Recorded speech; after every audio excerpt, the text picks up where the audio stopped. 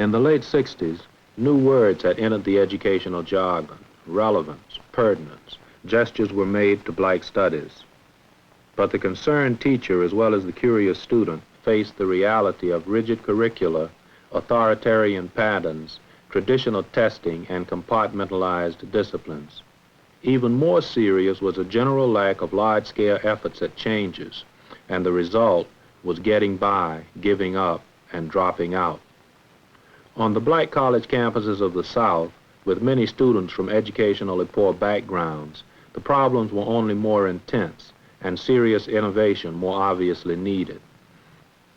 In their classrooms, 14 black colleges and universities in 11 states are attempting an experiment in education involving 150 teachers and the freshman and sophomore years of 2,600 students.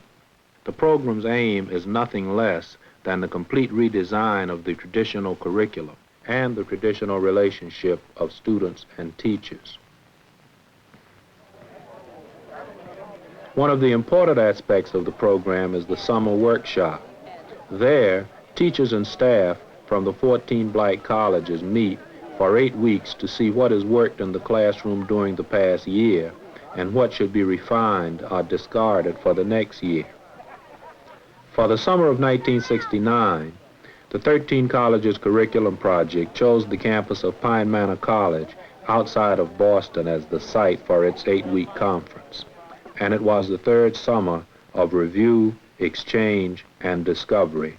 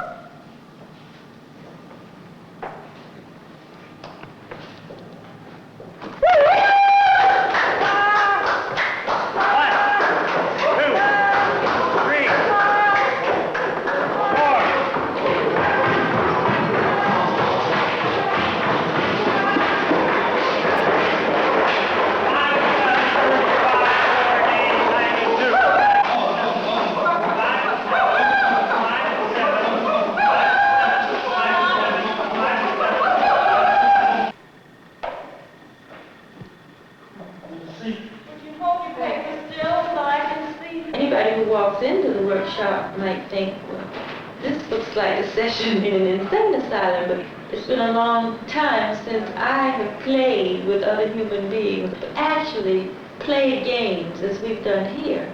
And I think in English, the improvisation workshop that we've had this summer, it's forced us to confront each other as we've never confronted one another before.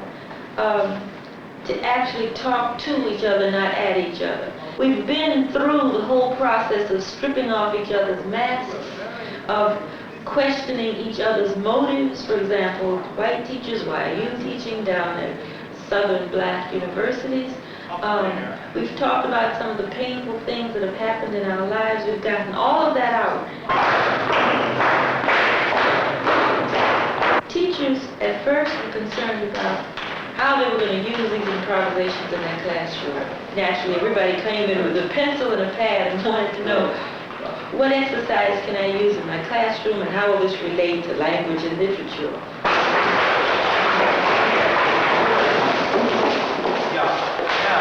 If the wall is angular, now what this is delineating the wall. Put a chair is placed and then you delineate the wall. Build anything you want, but make it clear where your wall is. Okay, let's see you build your walls. And you're already completely apart from one another. You're wall building. Go! And after a while, they resigned themselves to giving in to the exercises themselves, but seeing how they themselves could grow as people, as human beings. The point is, what's a program without the good teacher? You can have all the good materials you want, and we can create all this fine curriculum. We think it's good, but without those teachers who are whole people, and people who have a sense of what creativity and spontaneity, the program goes down the drain.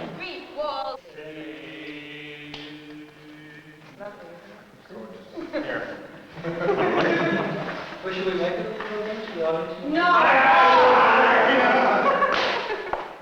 As if she had been seeing him for some time, and yet had only just become conscious of him. He had begun to shudder like something sick, and could hardly attend her. Her eyes...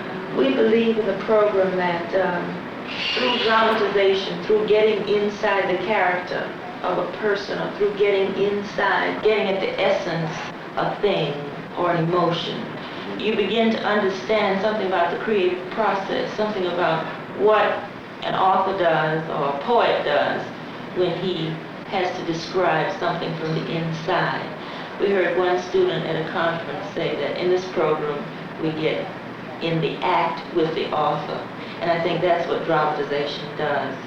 His will seemed to have gone to sleep and left him standing there slight before her. But he felt warm inside himself.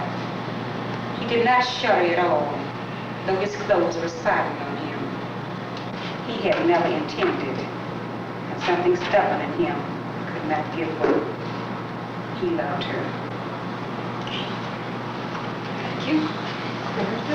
Having been in the program for 3 years and this is the third summer that we've had this conference, I've seen a big change in a lot of people.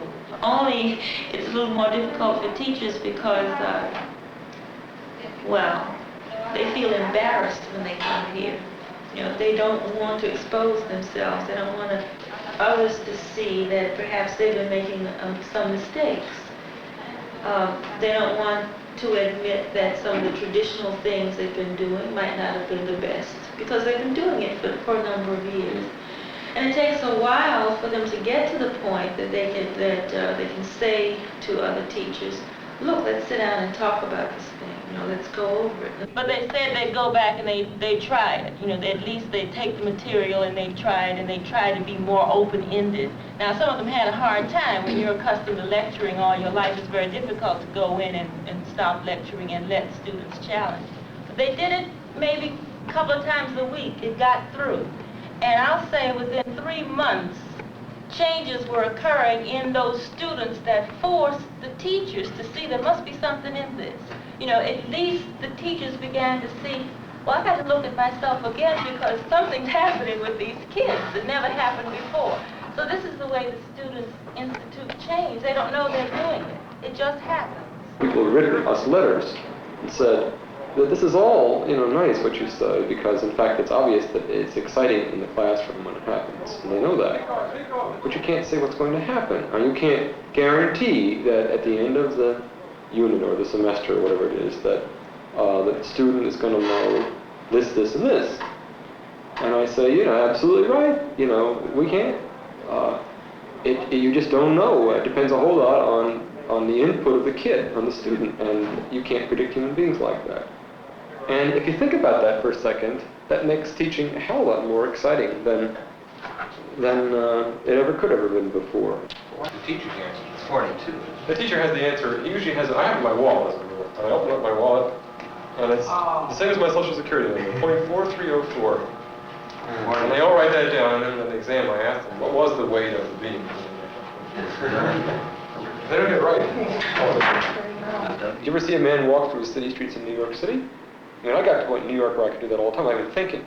You kind of walk up to one lane of cars and you wiggle your bottom a little bit, and this car slips past here, and you don't even look, and other cars coming down. And, you know, every kid in New York can do that. The littler, the better.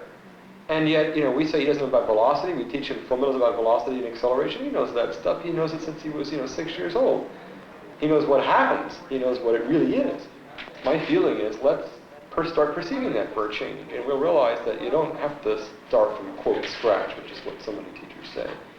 That in fact, we're the ones that started from scratch, because we don't know what those kids are thinking most of the time.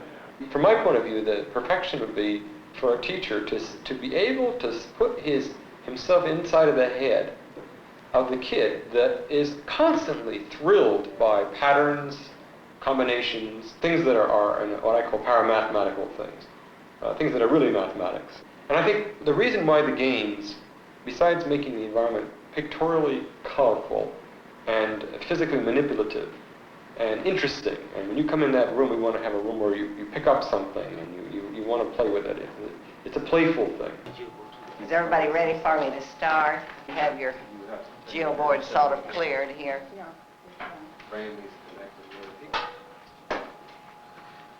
How many of you have geoboards at your school? We have. You do. You don't, Colin? Now, I have the geoboards, and I used them last year, but I didn't use nearly as many things as I realize now I could have used. And what we wanted was to explore the idea of what actually could be done with these boards.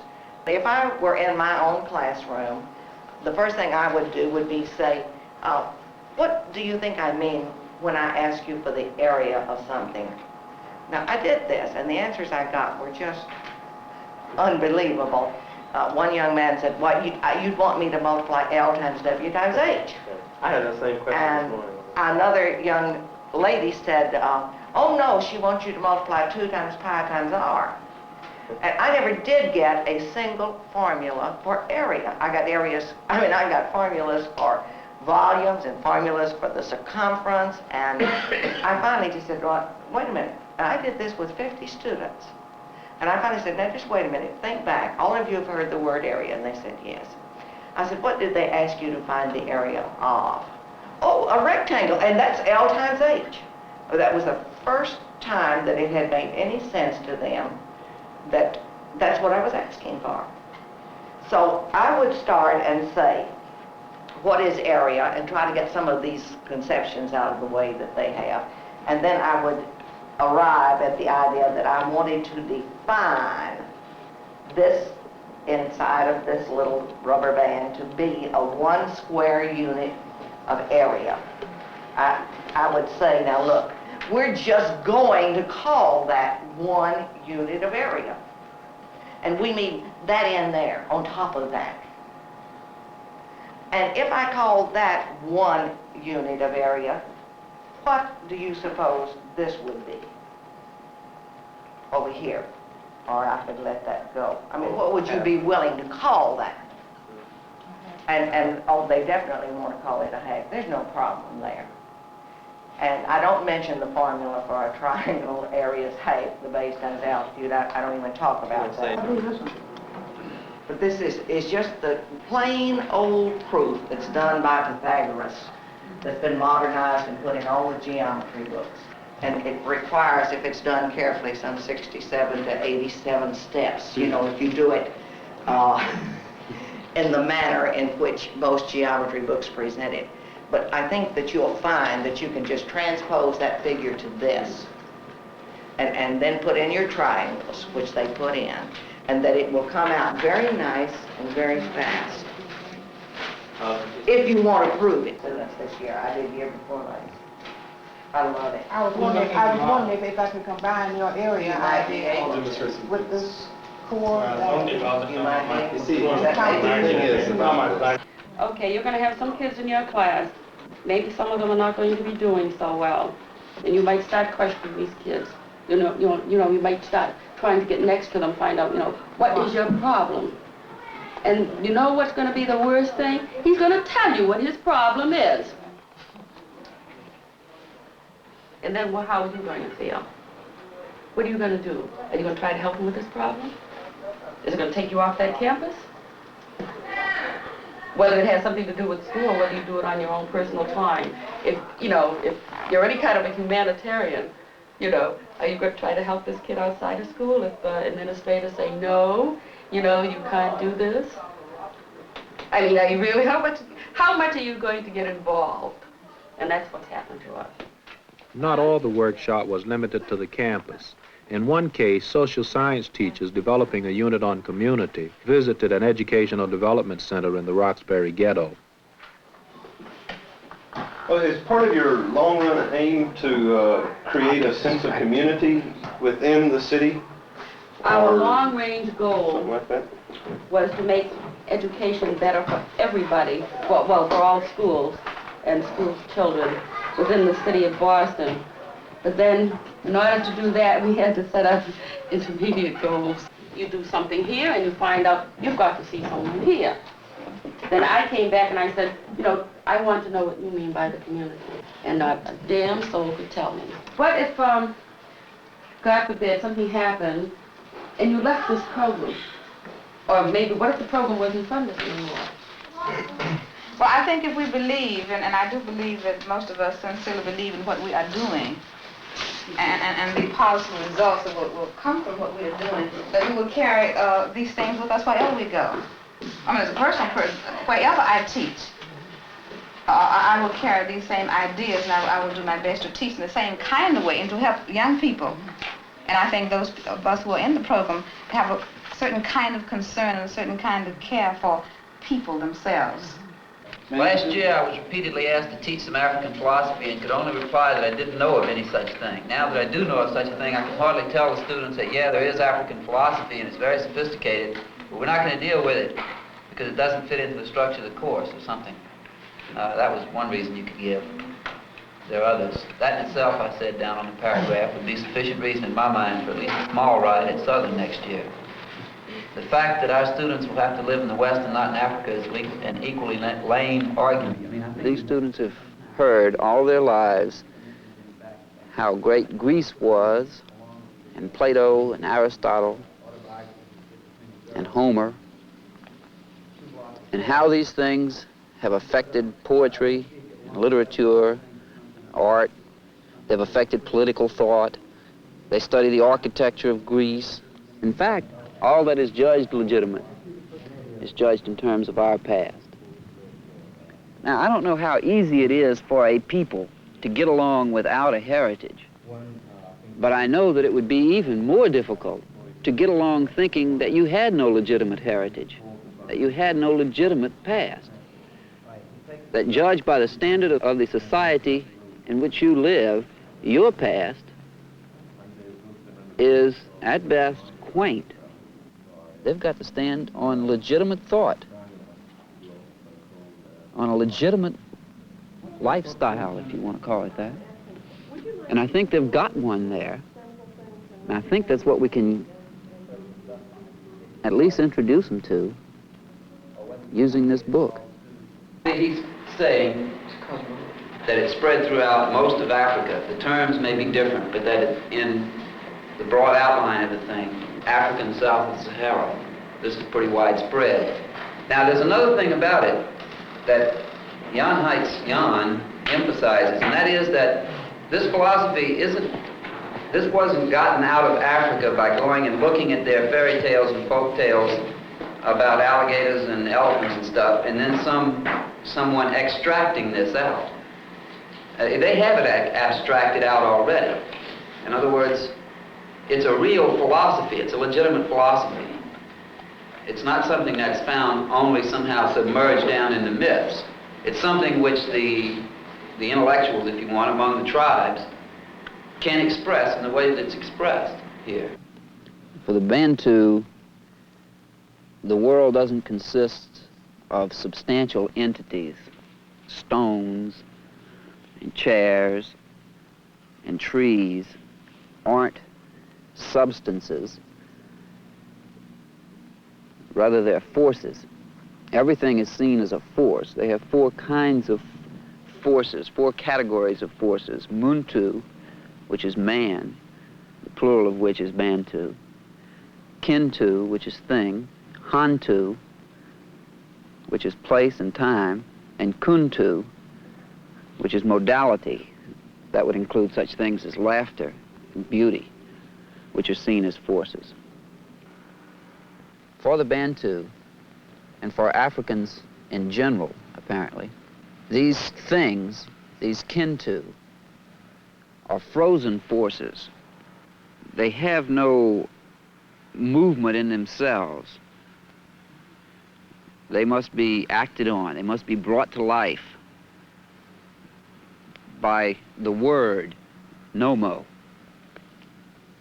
And man has control over nomo. This is the force of the incantation. It's the force of naming. It's the force of the language. It's creative. It creates the world for the Bantu. Over the summer, with students from the black colleges not available, freshmen who would be entering a local state college participated in laboratory classes. For the teachers, it meant classroom situations to put into practice and observe theories. For the 30 students, the summer meant a challenge to the style and content of teaching begun in the schools of the Roxbury ghetto. All right, rejuvenate, come alive, get alive. Come on, alive.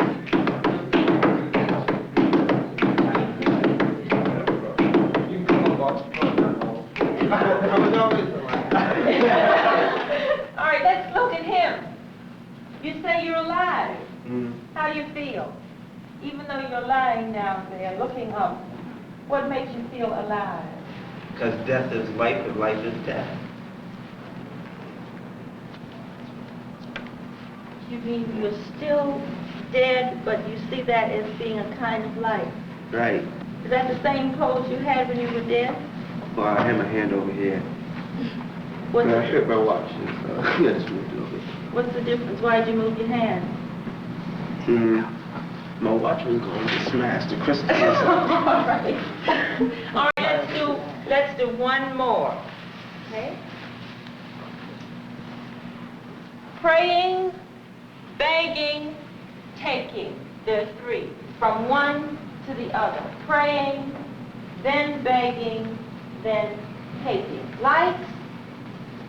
The first one is praying. Do what you feel is the essence of praying. Lights.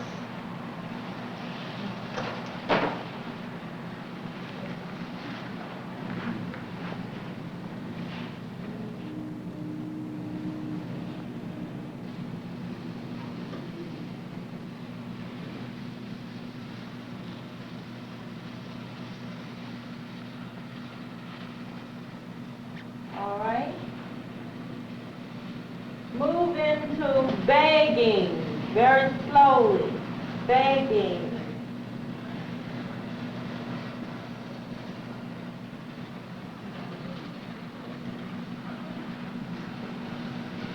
Begging. I see some sad beggars. I see some happy beggars. Think about how you feel.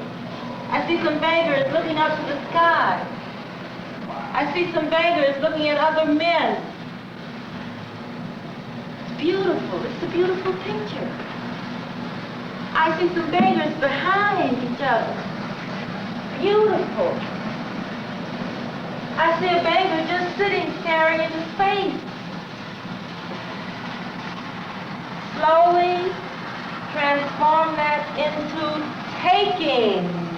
Taking. Taking.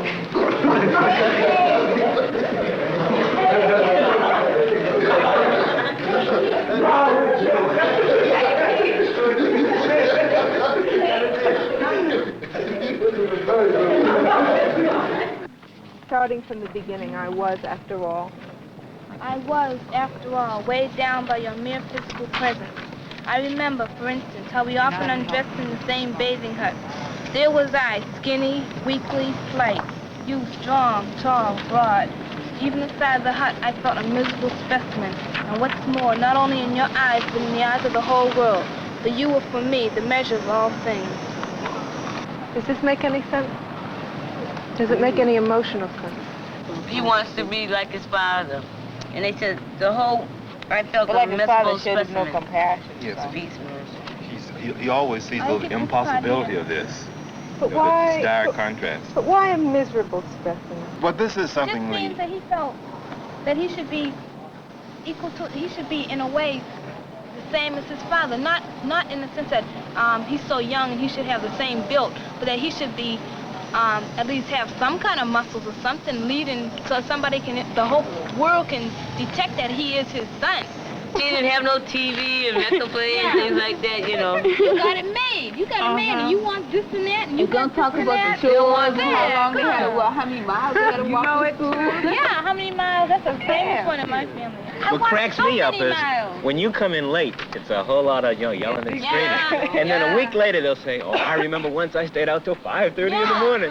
No, Or something like that, I used you know? to go out late enough, about 12 o'clock, and come Right, home right. 5, 6 in the morning because of our dance. You know, they all go in a group. That was down south. And they sitting up there waiting for you with the light. It sounds from this conversation, and it's the same thing with my parents. That Pretty much. is a parent. Parents act like parents in a certain pattern. Now, the reason that he gives in here behind that is a sense of self-importance. Is that why parents act that way? No, self-importance. Yeah. Very self-important. No, their own self-importance. Oh, their own, yeah. No. Why do parents try to control their children? Love. Love, and they think I don't want you to embarrass them. Tell me more about that. No, well, you know, like, they thought you were great, you know, when you were small and you just did everything they said went along with the program, but when you started thinking for yourself and things, that was the change. I said when you decided what you wanted to do, caused a little static. We're going to make all the number different, all right? Nothing like, no numbers are repeated twice, okay? Did you come up with 24? No, I didn't. Okay, right up, let's see, if 24 should work it out, I think. You want to finish that? Yeah, somebody should finish it up, all right? What, write some more numbers? Yeah, because she left someone there. Was she? She has left 2, 3, 4, or something like that, you know? Let's have two series, okay? I don't see what she. 1, That's 3, 4, 1. Yeah, 1, 2, 4, 4, 2, 1, 4, 3, 1, 4, 1, 2. She has 1, 2, 4. Right. 1, 3, 4 is right. There's 4 in each 1, 4, 3. How about 1, 4, 3? And 1, 4, 2. 1, 4, 3. Oh, that's right, 2. 1, 4, 3. 1, 4, 2. Right. Okay. How about 2, 3, 4 and 2, something like those numbers?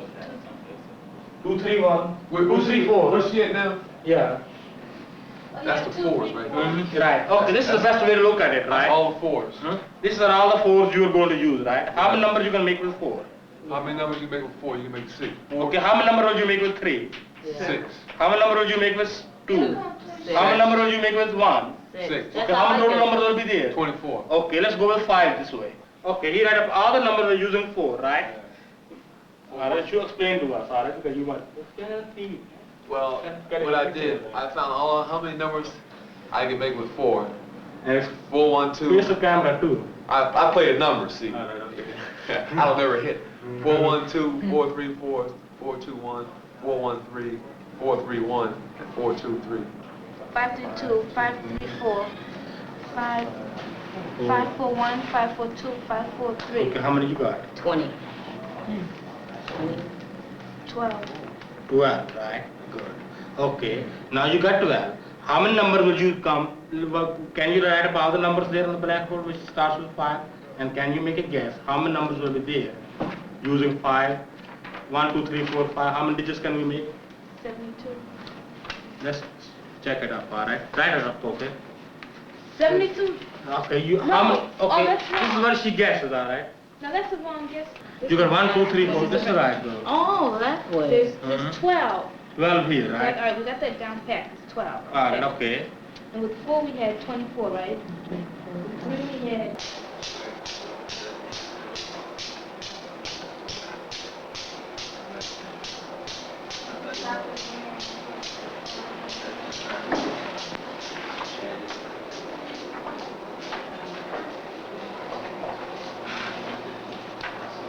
All kinds of stuff. Just see if you can find. This is the essence. That's it. Just see if you can't see what its nature is. In effect, Meng is performing an experiment now to see if in a different way she can't catch what it does. And this is what we're going to try to understand this, what this does, scientifically. Okay. Can we get another definition of what kind of pattern we seem to observe there? The thing that sticks in Maine's mind is the attraction. The relationship of one object on another. Well, let's be a little more specific so I can write that down. Have someone walk in, read the statement, and know what you meant. Like if I pull two of these balls back. Well, is there some general statement that you can make? Okay. What thing about that? What is it about that that sort of catches your imagination you'd like to record? What pattern is it that's characteristic of what goes on? It seems like where's the number of little bars you pull out, it sends the same number on the other end. Right. Like if you pull two, All right. Whatever number. Now this evolves from one end, extends out the other. Yeah. How would you describe an experiment?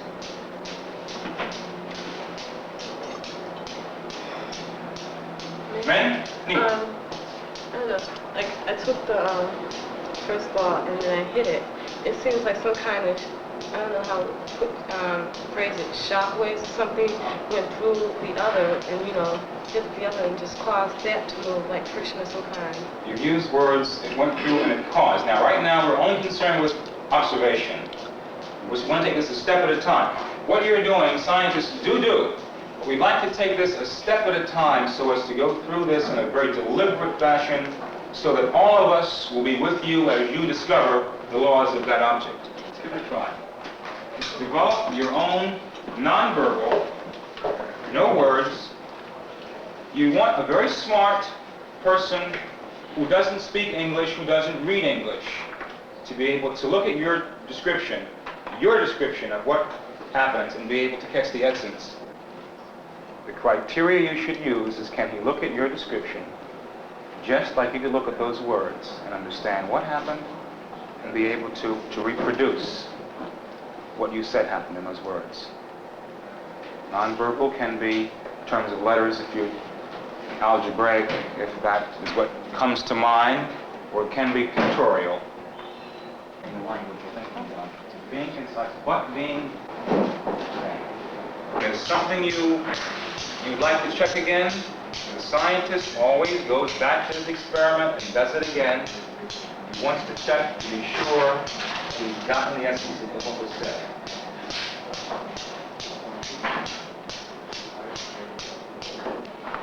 So, this then is a description that Pat has developed to catch the essence of what that statement says. You have 5 balls, you pull out one from one end, you let it go. It hits the one that's nearest, causing the one at the opposite side to fly away in the manner of the first. And if you'd like, you can also state the fact that this thing goes back to square 2, it repeats itself, but in the opposite direction. Okay? This is a perfectly valid and a good language to describe, but let's see how useful it is to describe what we see. If you don't mind, Pat, I want to make its modification, make it even shorter. This, for example, catches the fact that the balls were at rest initially, and that doesn't really tell us anything. So let's go along with erasing that, just to shorten the notation, to catch the essence of the experiment. The fact that this is being pulled away, I think, kind of is caught here in the sense that that this ball is falling into the other 4. So do you think we need to have both these? Well, the statement says pull away, so I just You're thought perfectly right. You're perfectly right. Okay, so we have those 3. Let me now, in terms of your language, ask you a question. Okay? And the question I want to ask you then is this question. Oops. You have them touching, and that's important. So I don't want to...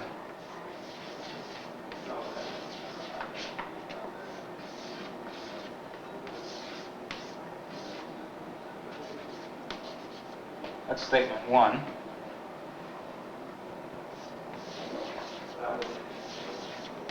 Statement 2.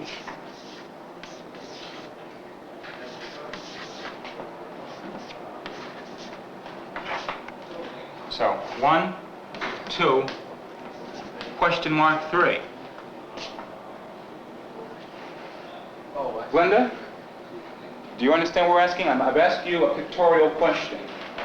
I have a possible situation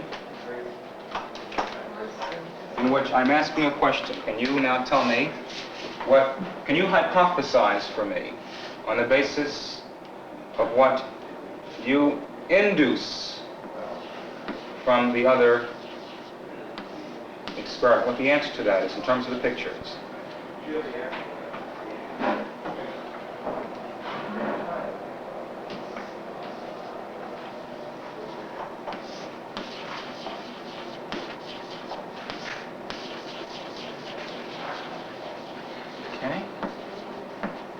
You need some arrows, I think, at the to indicate, just to make it complete using what Pat has said. Arrows mean something. Okay, there's an answer. Ron, agree with that? Maine, we all agree with that, right? Whether we agree with it or not doesn't really matter. The important thing is whether or not that's what happens. All right, can we ask our chief experimentalist then to test it out? That's okay.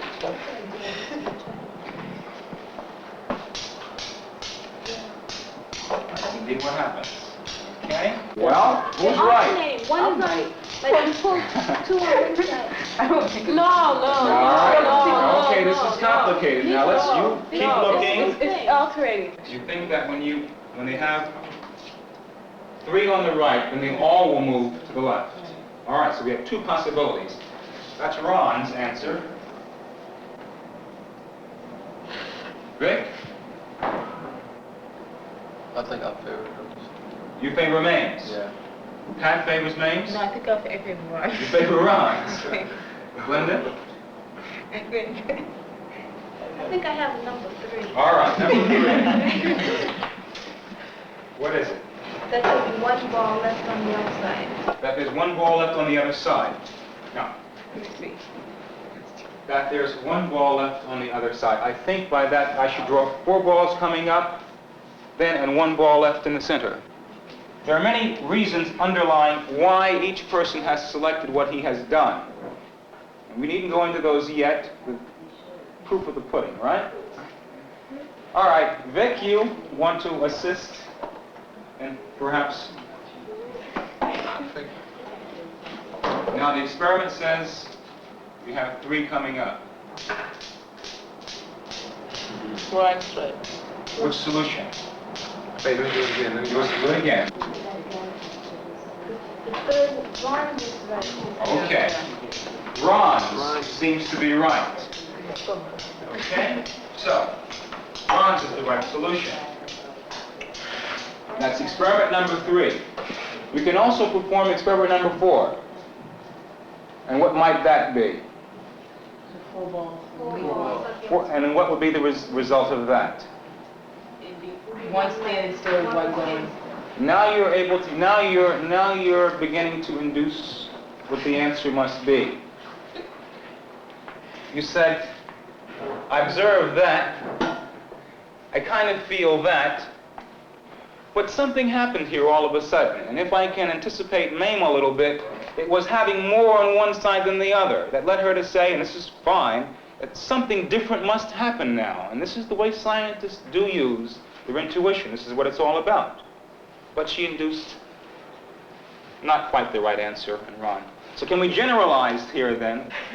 Because after, and this is what I asked you about patterns. And patterns of behavior means a generalization. Okay? Well, now we have lots of pieces of information. You want to reach inside that and pull out the essence, the generalization of what's said. So, there's no reason why we can't do a Mame, Pat, Linda, Ron, Vic, conservation law. Now, you understand now its pattern of behavior by scientifically doing experiments, looking for patterns, and then generalizing. One fellow said, fold this sheet of paper, you know. I said, okay, you tell me, I'll follow your instruction and do exactly what you say. And he said, take the left side and fold it over to the right side. So I did that. Wow. And then I creased it, and Brantley said, he didn't say creased it. I said, yeah, but the computer has something stored in it already, you know. No, that's it. That's exactly what it's all about. Yeah. The real good thing about this, you want the kids to think logically, and you want them to really cut down and reduce their errors to a minimum. And unless they reduce their errors completely on this machine, it doesn't work. That's right. Or make explicit what they are. I notice many students, the common error is that they sort of assume, like the folding of paper. It's a perfect model for that. They assume that when you say do this and do that, that you're supposed to put this under here and divide by 2, but they don't say it. And unless you make it explicit, you just can't function.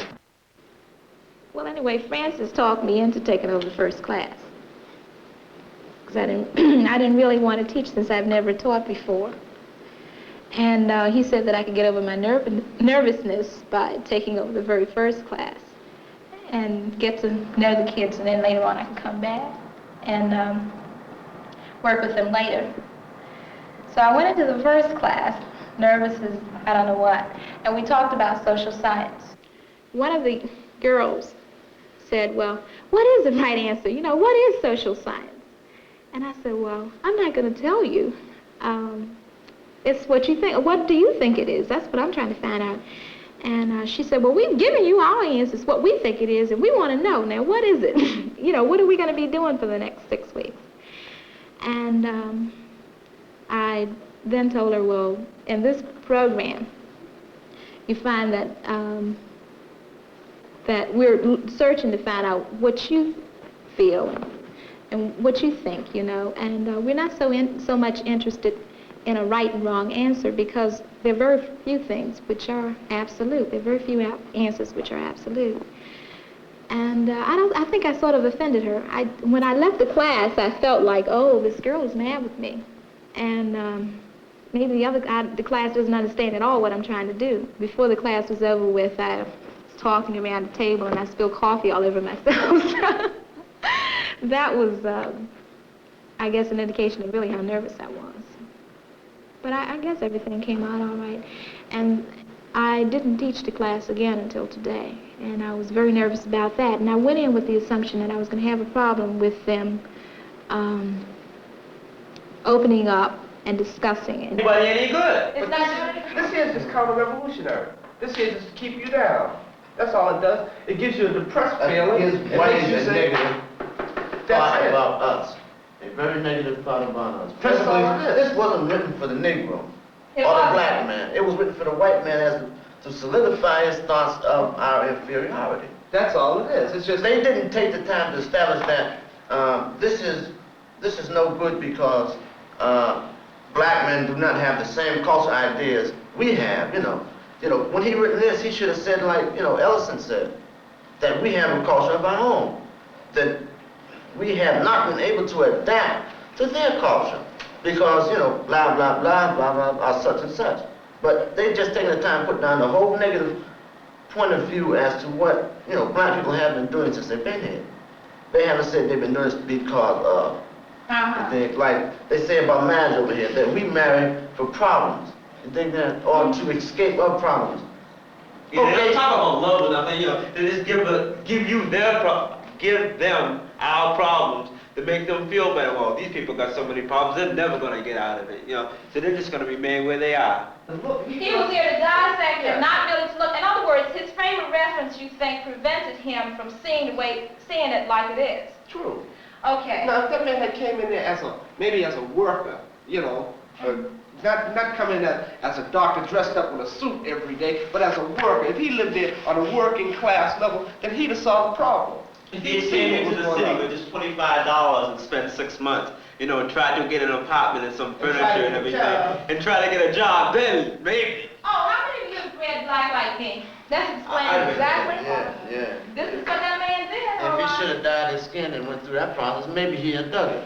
Okay, then he wouldn't be using his fame recipe, he'd be using experience. Okay. You said they don't live in the ghetto, so therefore they never really understand it. but they're trying, right? Say what? I mean, So we want to give, what are we going to give them, an A for effort? At our benefit? All right, let's. We take the brunt of the punishment from what they come up with. They jumped all into different places. Nothing went according to sequence as I had planned it. And I would say something and they'd contradict me and say, well, that's wrong, and it's not that way. And I had three major things I wanted to do in class today. Number one, to bring out the fact that black families do have problems which are unique from white families. And the second thing I wanted them to do is to see that social scientists have a certain job. Now the third thing, his third job, is to find constructive solutions to human problems. And this is what we've been doing today. This is what you say the solutions are. Ways of solving the black problems. Redefine our culture. In other words, we can have a different culture that we don't have to Assimilate. we don't have to assimilate. Okay. And a second thing, someone else, I think you did, Leonard, you said that we could adapt to our uncontrollable circumstances. We've been trying to adapt for damn 300 years now. And you said we ain't went nowhere. Okay. Huh? Been going right wrong. Oh man, we've been. Oh, it's 12 o'clock. I want to take just a few more seconds to discuss how does the social science go about doing this? What? Very quickly, the way Rainwater and Monahan, and the way even we do it, and many of us don't realize. What's Monahan's position in Washington? What is it? He's a laborer. He has something to do with the labor department. Do you know, either of you? Nobody calls? He's in charge of urban affairs. He's in charge of urban affairs. Just because he wrote this, they give him that kind of play. I guess so. You see how that now amount of this is a negative point of view they come out with. Quickly, class, let's look at this. The social scientists have a certain procedure they go through to find information, and or a certain method they use. They stay in the and ghetto. it's the same thing that we use, that we've been using this morning. Number one, they look at a situation. We've looked at the situation of black families, and they come up with a problem. They find the problem. So that's the first part. No, they come up with the problem as they see it. All right, as they see it. Good. Right. All right, they find the problem. Is that the 1, 2, 3, 4 steps they have here? Yeah. To describe the disadvantaged position of Negroes? Okay, yes. The first thing you do is find the problem. And Monahan has his problem on the first page in bold letters, that the fathers aren't there most of the time because they don't have jobs and they can't support the family. So in other words, this is the data he has found, and out of that data, he says, he organizes it and says that these are causes. Right. But he failed to say why they couldn't find jobs. The guy in the street, how long can he survive, do you think? As long as the man wants to stay on his 2 feet, Jack, he'll survive a long time. Well, what I'm trying to say is, as soon as he feels less than you with a education and everything, he's gonna fall.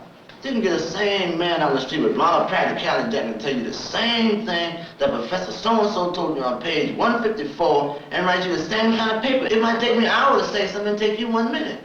But we still get to the same point. You see what I'm saying? Well, I think you got the wrong aspect. The men in the street don't feel lawyers, doctors, mechanics, and things. You know what lawyers and doctors mean? You know what that really means? That means a license to play on you in the street. That those that don't know better. Lawyers and doctors are bona fide hustlers, Jack. They get money for going up to court and selling you how to play. When the country started out, you know, it was the majority rules, and everybody set up these rules and everything. Yeah, the rules are ruling the people now. The people aren't changing the rules. Can the people change the rules? I don't think so anymore. So what do you do, just accept them? Kill the country. Make a new one. How? Rebel. But do you rebel after you get the bachelor's degree? Before, during? Do you get the bachelor's degree? If that's what I'm working for. That's the thing with killing the country. Is if you kill the country, you know, you might as well just kill your chances too. So everybody's looking out for everybody else. Toward the end of the summer, the students who participated in the workshop at Pine Manor talked about their summer classes with other black entering freshmen. The classes had raised questions about their past and future education, similar to those faced by freshmen in the 14 black colleges at the end of their first year in the program. Ultimately, you can instill the pressure. You as teachers can instill the pressure. And then maybe a change will be brought about. But the purpose is for change because it's obvious that no one here is content with the ways that they're being taught today, right? This is why we're in here discussing this point. I think now that the cry is give the student some, you dig it? You know, like you say, get the drums, let the students say something. Listen to them. Don't you always tell the students what to do. Maybe the student can run something down to you that may be helpful. No, she might be right and I might be wrong, but I'm going to fight to the end. You know? In other words, this don't come to school program, you know. Yeah, he just say yeah, he say yeah, he say no, he say The purpose of this whole program, I got pretty frustrated myself. Now, the purpose of this whole program was to get black students in school. Now, I don't care whether we're at Pine Manor or whether I was at Boston State. All I know, the doors of this school was open to me. I'm going to come here and get the best education I can get. Because the education I want to get is not only for me, but for other people out there who haven't gotten the opportunity, or right now who are being taught by people who don't care about them. This is why I'm here. This is how they conduct their classes throughout school. They teach by rote, and they want you to respect their order and authority. Other than that, whether you get it or not, they really don't care. Out of all the teachers, you hardly ever do you find a dedicated teacher. One who feels that he is obtaining self-pride in seeing that you've learned, you know, what he has taught, and seeing that he's cultivated your perception, ability to think. Anything as opposed to putting something on the board and say, this is it, and that's it. Don't think above or beyond what's on the board, you know, being taught by rote. And you find out, and later on in years, like I find out now, that this has been a hell of a stumbling block, because I have no perception. You know, I have a hard time thinking. But now, this is the point. You know, we're coming here to Boston State, are we going to be hung up in this archaic system of teaching within a format, so to speak? You know, you've got a thing here to do this year, you know, and you have a year to get, you know, to do it. So the teacher comes in and teaches the same format that she's been teaching for 20 years she's been coming to school. And we're going to be hung up in that. You know, we were taught a new model of education out there, you know. We were thinking on our own. We weren't being taught by rote. We were dealing with only that work which was relevant to one's, you know, teaching. We were not hung up on technical points, you know. Taking English in particular, where they go through sentence structure, you know, they can go way out in left field when it comes to sentence structure, where only the pertinent things you have to know about it. But they really can go way out in this here, cut it up this way, that way, which is unnecessary. And, you know, like I'm saying, the mode of education that was taught in Pine Manor was getting straight to the point of relevancy. Nothing else, you know. Not dealing with the Picayune or highly technical, just something that one can understand and really handle, you know. Could that program possibly be extended into into Boston State, you know, through the same teaching system as we've been receiving for the past 6 weeks? We have more student participation, and I think we really in a whole more closer. And I think that's very important. You walk out and we're suffering the consequences. It's not gonna. That's what I'm trying to say. We're all going together. That's what we're not all gonna be together at state. That's right. But then you gotta get together sometime. But you mean like it's just gonna be about 5 in a class, and there's no way, you know, just 5 out the whole thing is you gonna do it. I mean, you know. Oh, we can force time. Just a minute. Brent is next. Brent is next. Brent. Yeah, well, excuse me. Bobby. Excuse me. I just said this. Excuse me. Okay. Basically speaking, those who attended Pine Manor had not the chance or opportunity to evaluate the atmosphere nor the teachers there. And so I think they tend to be lost. Now, whereas this young lady here was explaining that, you know, they walked out of class. No doubt we couldn't do that here, you know. The school might collapse if we... Whether you like it or not, you're being programmed. Right. All right. But I'm rebelling at every shot I get. Every time they make opening for me, I'm stepping in on it too.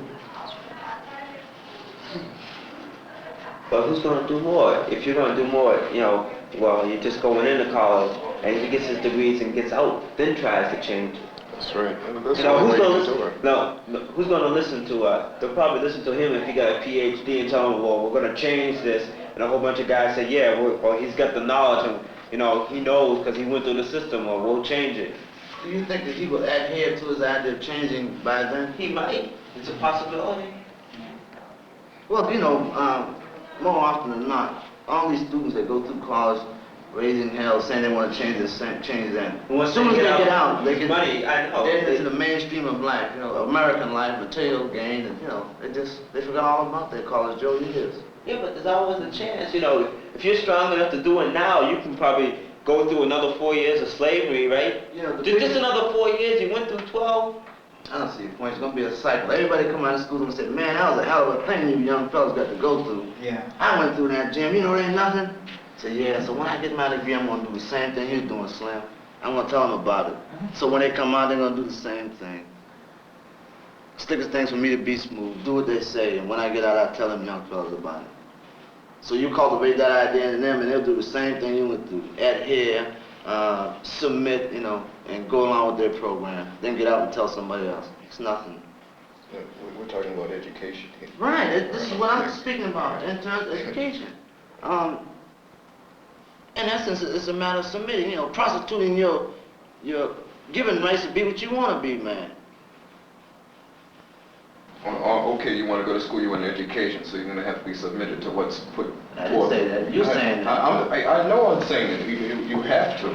Not necessarily. What are you going to stay for? We're going to stay. We'll see. I don't have to submit to everything they've got to offer. Okay, if you don't I don't have to submit, accept you're the going. teacher's arrogant attitude. If you don't submit to it, you're going. You're gone. You're gone. Then I gotta go. But I'll find some way to get it. I don't know. What was your subject? We got way on. My subject is to talk about some things about what education is. We've been talking about it.